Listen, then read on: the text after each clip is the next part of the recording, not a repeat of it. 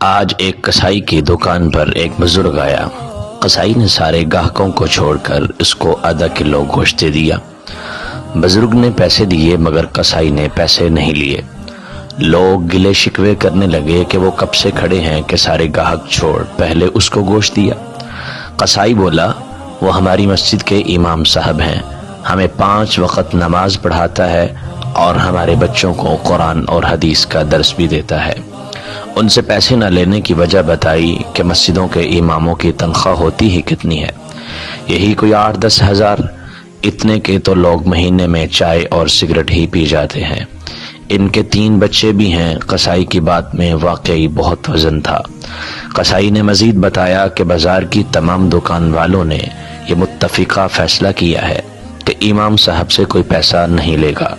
صرف میں ہی نہیں، یہ نائی، یہ جنرل سٹور والا، یہ ٹیلر، وہ ڈاکٹر صاحب، کریانے والا، دودھ والا اور سبزی والا، کوئی ان سے پیسے نہیں لیتا۔ اس کسائی نے آج مدد کا ایک نیا سبق سکھایا تھا جس سے ہم لاپرواہ ہیں۔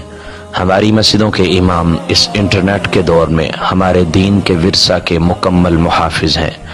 آئیں ہم بھی ان کی اسی طرح مدد کریں جیسے کسائی نے سکھائی۔